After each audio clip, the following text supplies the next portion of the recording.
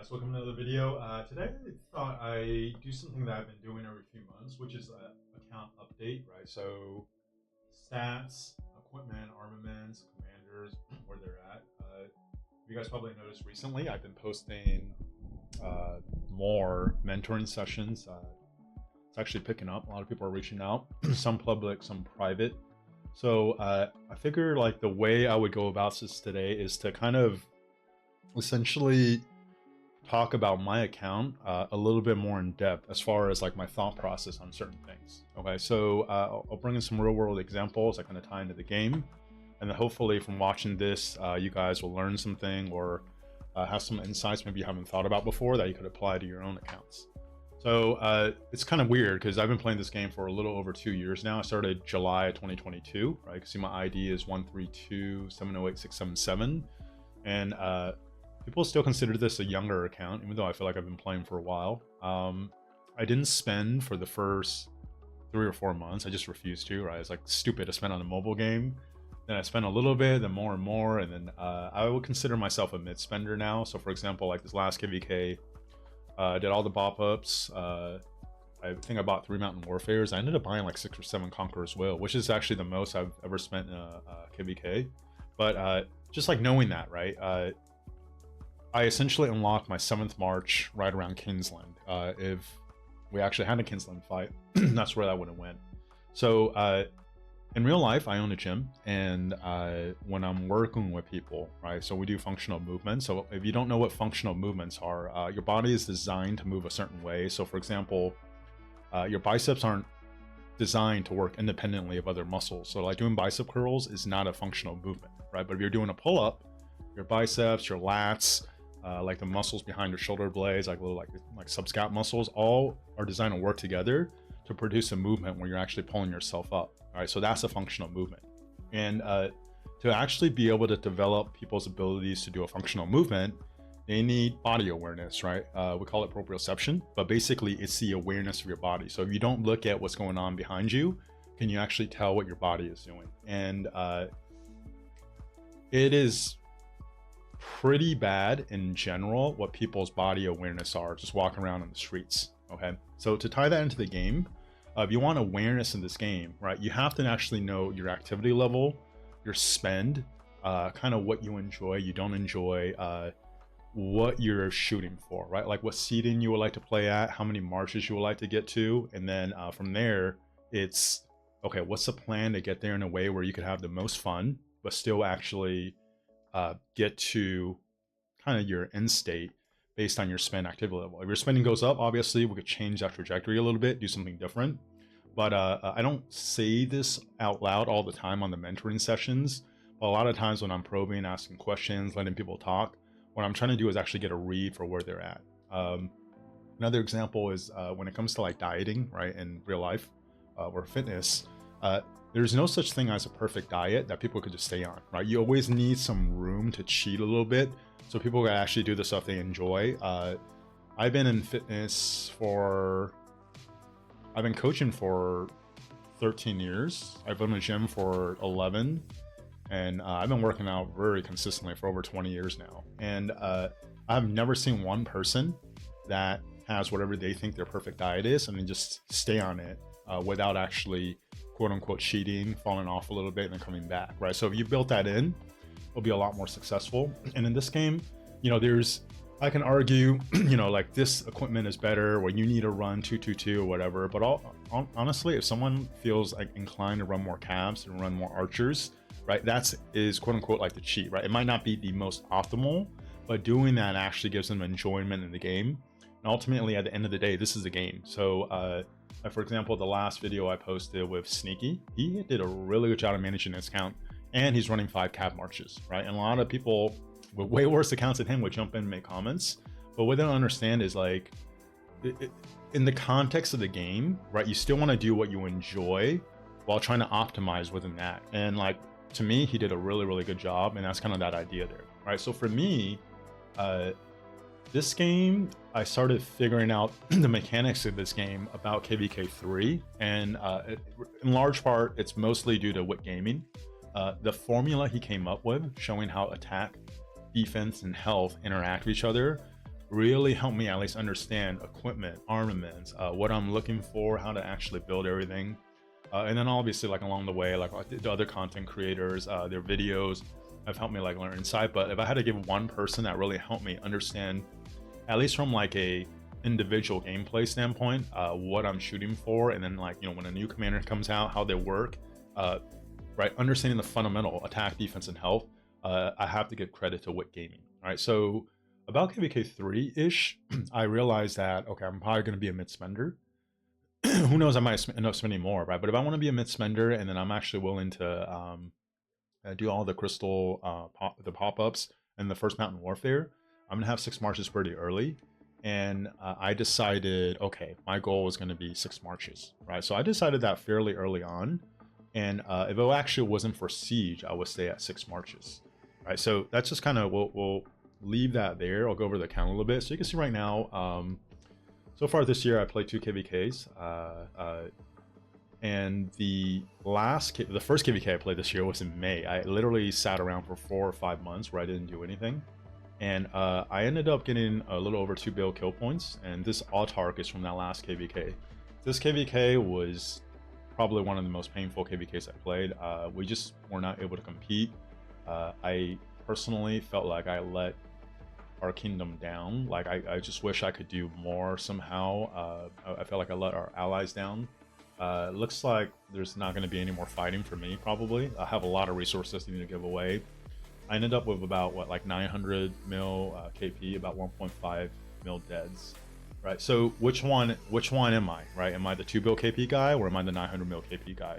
And if anyone has ever done recruiting, they know, like, a lot of times the stats largely depends on how the KVK is going, the seeding, but then also like the mentality of the player, right? Because you could get KP in a bunch of different ways. Some are very productive to the kingdom, some aren't. Same thing with deads.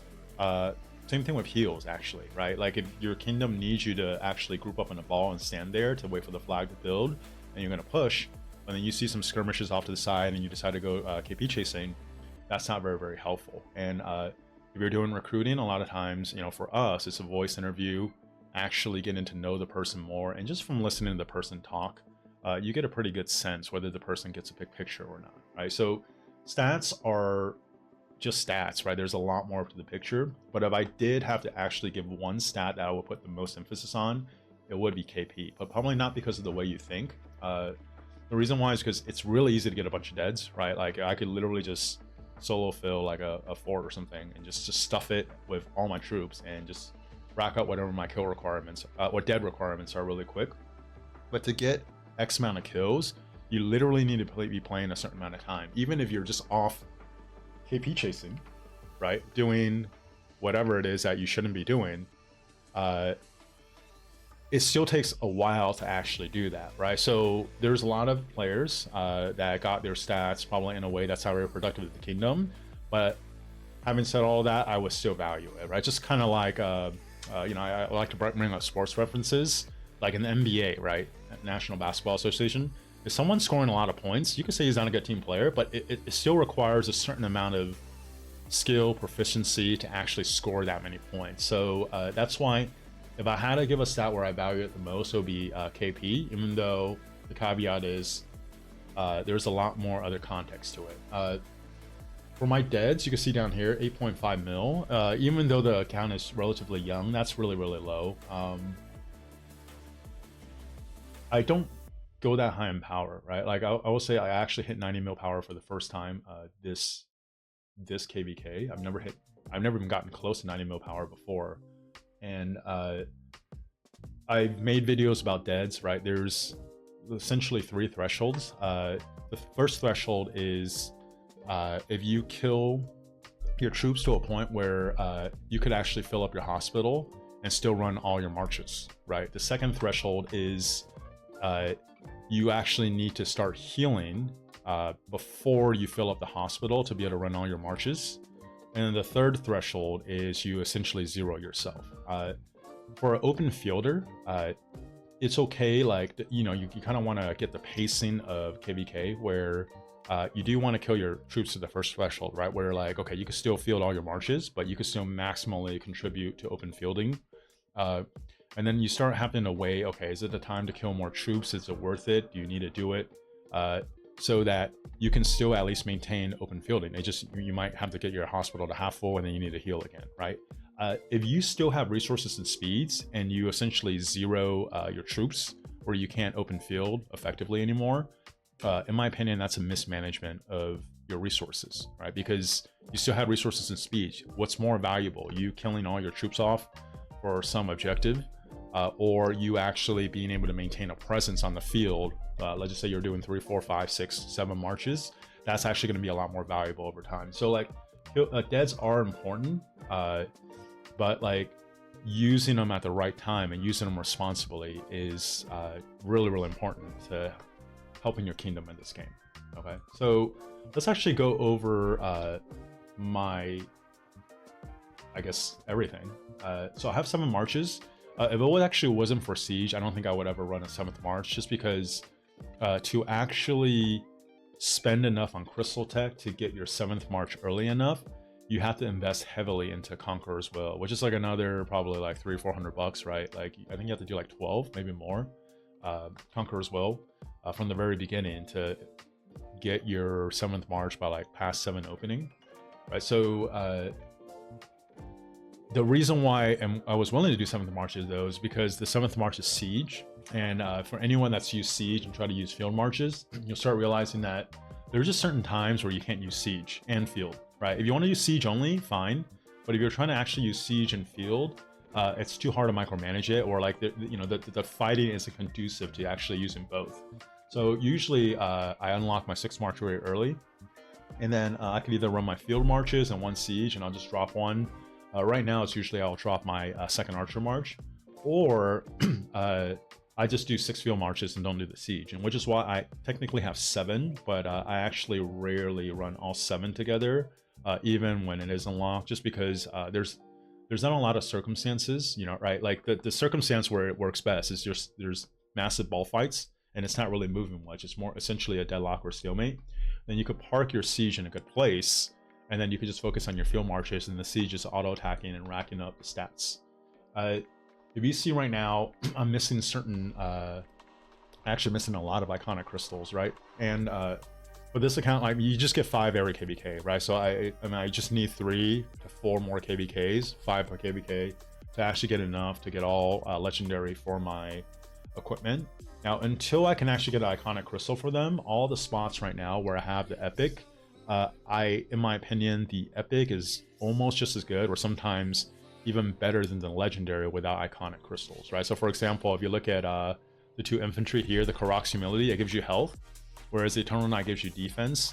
And I've run the math on this. The Karak's Humility crit is straight up just better than the Eternal Knight, even with an iconic crystal. Without an iconic crystal, it's just not worth it.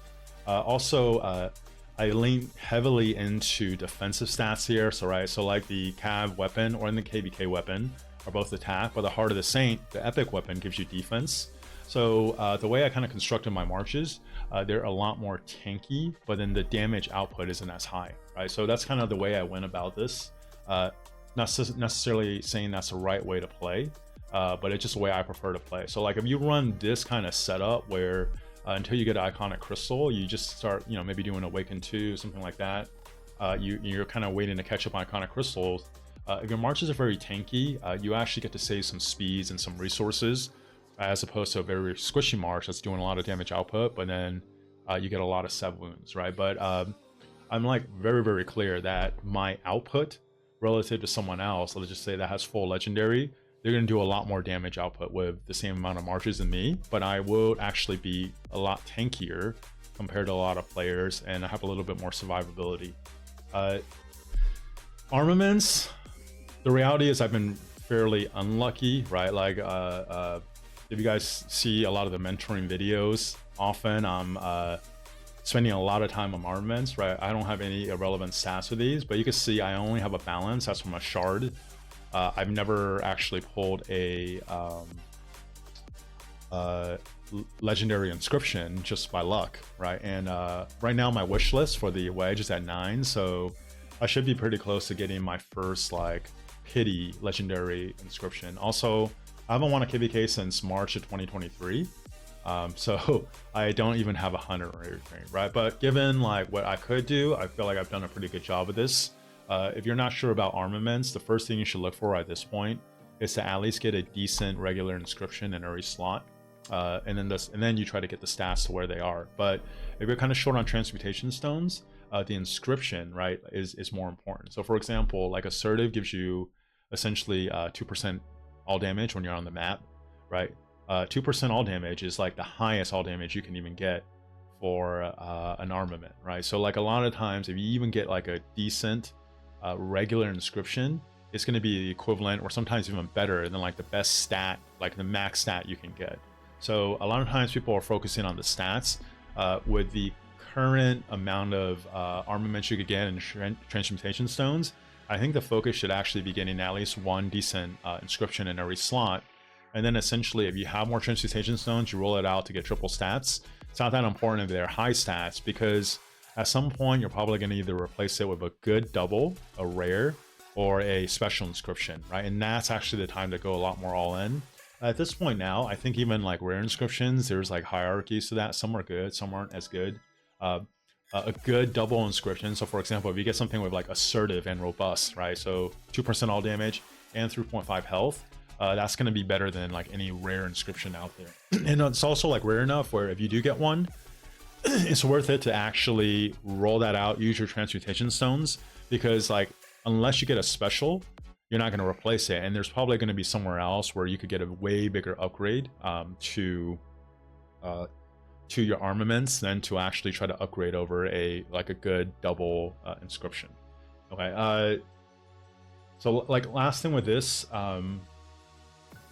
my plan now is I'm going to actually craft a engineering weapon next, then an engineering helm. And the reason why I decided to do that is because even without an iconic crystal, the upgrade over the epic crit epic counterpart is so big that to me it's really worth it. And then after those two, I'll probably get an Ash of the Dawn for my second cav set, and then I'm gonna put iconic crystal to it and then do Awaken 2. The Ash of the Dawn Awaken 2 is one of the best Awaken 2s, because for the same amount of mats that a lot of other Awaken 2s have, you actually get 2% health, whereas like a lot of the other Awaken 2s, you actually only get 1% of stats, right? And then after that, we'll kind of see from there. Right now, I have 11 out of 14 accessories, right? So as you guys all know, those are the most expensive. I probably won't craft accessories for a while, but really what I'm waiting on is iconic crystals. Like you know, you guys follow kind of the story of 2268 and the New Kingdom 3092. The main reason why I'm selling in 68 right now is like I'm waiting for the KBK to end so I could get 2 more iconic crystals. It's really lame, I know, but that's where we're at. Okay, so let's actually go over these marches individually, right? So you can see the last time I did an account upgrade, it was July 18th, so it's about 2 months later. Besides the siege, none of the armaments have changed, so I'm not going to go over it. But you can see there is some upgrade as far as the equipment here, right? You can see there's a quit ring now. This is my 5th ring. It's a pity crit. I don't think I'm really lucky with armaments or equipment, to be honest. And then you can see a lot of these like Awaken 2, right? The weapon, the gloves, the boots. This Awaken 3 right here is not a good investment, right? But I don't regret doing it. I think I did it in like May of this year. And at that point, I had gone 5 months without fighting in a KVK, right? Because my KVK ended in my old kingdom. They had to wait like a month and a half. Then I went to a 2268 when their migration opened, and they maxed Scip because we had a huge migration come in like about a month in, and then people had to get settled. So I was just going stir crazy, and I just felt like I had to use my materials on something, right? So like, is it a good investment? No. Do I regret it? No. But that's where it's at. Something else I forgot to mention is that for any of you guys that have played in KVK, you know, right? At some point, you just need to drop down the number of troops you have, right? So I think it's important once you essentially get to a point where you feel like your marches, the equipment, the armaments, and the commanders are at a point where you could be competitive with the seeding that you want to play at, you start actually focusing on like 3 and then really down to 1 march where you get that equipment set a little bit better. And the 3 equipment set, if you're running a mix, right, infantry, cav, and archer, you want your archer, infantry, and cav set, like the first set, to just be a cut above the rest, because there's probably going to be a time when you drop down to 3 marches. And then for me, I think, you know, and because Lucha Alex is my favorite march, and also it's the best cheeseburgering march in the game, I think if you do want to focus on one march and you have Lucha, you probably actually want that infantry march to be your best equipment, just because you know, when you're sometimes, you know, whether it's like dueling, you're doing cheeseburgering, whatever, like you can actually trade very, very positive and annoy the crap out of the enemy, right? So there's however many marches you want to run, but then you also want to plan for having certain sets better than others, provided you actually get your equipment to a certain place, right? The way I relate to equipment and armament, and the way you're ready to run it, right? The better your stats are, so armament, equipment, and even commanders, essentially the more efficient you're going to trade, right? So let's just say everything is crit and awaken 5.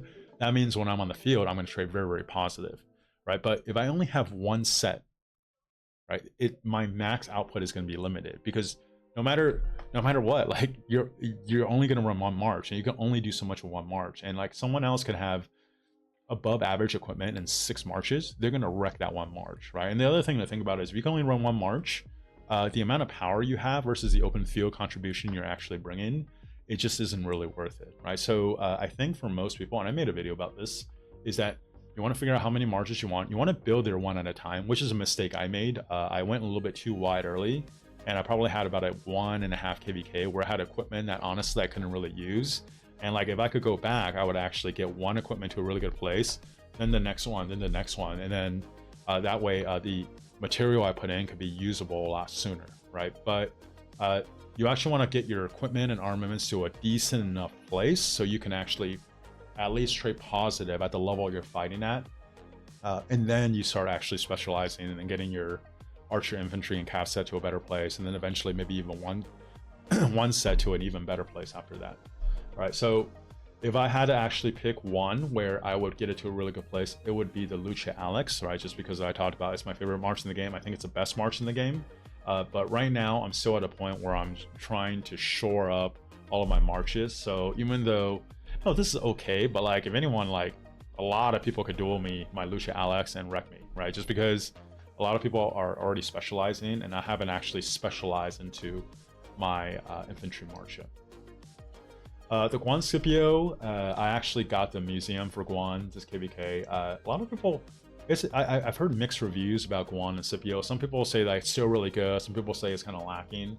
My experience with them is, well, that march is that it's like okay, right? It's going to trade positive. It's going to do okay. You know, it's not whatever it was 2 years ago. There was a point where Guan Scipio was like recognized as probably the best march in the game. Like those days are long gone.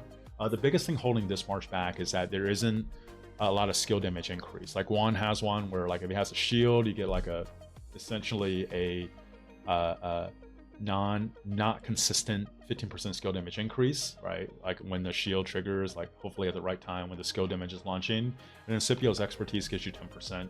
But other than that, there's really like nothing there. So even though the damage, it's double AoE, right? The damage factor looks okay. It does feel like it's lacking a little bit in damage output for that reason. But it's still a good march. I do think if you are running 2 infantry marches, it should be Lucha Alex and then Guan Scipio.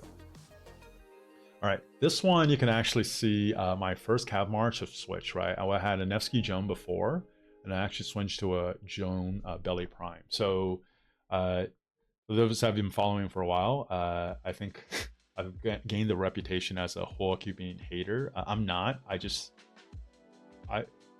calling it like I see it. I just think there are other commanders that are better, that are underrated, right? So like Huo is really good, but I do think William's better, and I think Beli Prime is better if you're running like 4 or more marches, right? So obviously you see on the screen I'm running 7, at the very least 6. That expertise where when you surround a target and then it just takes more damage, I feel like the kit as a whole, and then when the amount of marches I'm running, Beli Prime will actually bring more value to my 7 marches than Huo Bane. So I didn't have either. I was running Mina William before, so I actually ended up deciding to run Beli Prime, or invest in Beli Prime instead of Huo, and then like I ran him for a lot of this KVK. I was very happy with it, right? I traded like way more positive. It did like way more than good enough, and that's kind of like what I've been running. This one also, you can see a huge upgrade, right? So before this KVK in July, I was still running Mina William. A lot of people made fun of it. William, in my opinion, is the most underrated commander of the game. Like, if I talked about Wick Gaming, right? Like, I feel like if people really got how good William was and like all the different things he's bringing, they would appreciate him a lot more, right? Because they talk about him like he's okay, but they're saying he's old. But like, William, in my opinion, is on the level of Nevsky and on the level of Joan, right? They just bring different value to the murder ball. I do think William is probably slightly better than Beli Prime. And like, I just can't say enough how good he is. Like, he's by far the most underrated commander of the game for me. And this KVK, I ran Nevsky William. You can see the only real upgrade here is, well, not the only real. I got an extra ring, and then I got a Navarre's control. In general, I noticed that almost all my spending has gone into essentially getting gems, right? So like, I'll max that Imperium armament bundle, or whatever it's called, the one that you can actually end up getting, like, it's like 380 bucks. I think it's every 2 or 3 weeks that comes out. I'll max that, and I'll use the gems to actually max spend like the Daruks or the Esmeralda's Prayer. And then I try to also max the egg event and then the hunt for history as far as purchasing.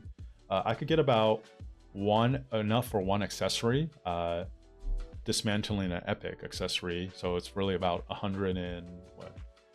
Trying to do math. I think it's like, I think you lose like 25, 15 or something. You get 15 mats back. So like, you need 105 mats, and I was able to actually do that every 3 to 4 weeks, depending on if there's some other like events going on there. So over the last 2 months, I was actually able to, for this March, get a extra Navarre's control without Iconic Crystal, and then also another ring, right? You can see the armaments still stay the same. Still very happy with this March. Nevsky William always trades well for me. ZL Boudica still the same. This is a fairly slow March now by, the standards of overall March speed. So like I said, I had 11 out of 14 accessories. 14 would be all 7 marches, and I actually had 2 flags, and I think 6.5% March speed on this March is actually more than worth it. All right, if you didn't just see the blue flag, seeing it as like a blue it's like a lesser accessory, but you just see the stats for what it is. This March definitely March speed, and then also with the Awakened 4, you get another 5% March speed. It actually does really well. I've tried running Boudica primary, ZL secondary for 2 KVKs before, even when ZL first came out. It did okay, but like, ZL primary is the way to go, right? And some like general principles is, if you have a big AoE, you want that to fire first. Even though Boudica could like increase skill damage taken, the big AoE firing first just does a lot better in trades. And the second one, if you look at ZL's kit, he has a rage engine. If you actually have ZL as a secondary, essentially all the rage engine will stack on one turn, and you'll over rage. Whereas like, if you have him as a primary, it'll spread out over different turns, and you actually get to fully take advantage of that rage engine. So if you are going to run ZL Boudica, run ZL as a primary. Hermann YSG is a March that Big Kane turned me on to, maybe like 6 months ago now. He did testing in a bunch of different circumstances, and he found out for whatever reason that Hermann YSG had the highest DPS in the game. And I'm like, okay, he's a really smart guy, took his word for it, and I've been very, very happy using it ever since. You can see for this March, I moved away from the flag, right? I put the flag on ZL Boudica, and then I also put a horn on it instead. And also, you can see I actually got lucky. I critted my leadership boots. I do think the best way to run Archer is actually leadership legs and gloves, and then Dragon's Breath chest and boots. I made a video about it. Overall, the stats it ends up being better.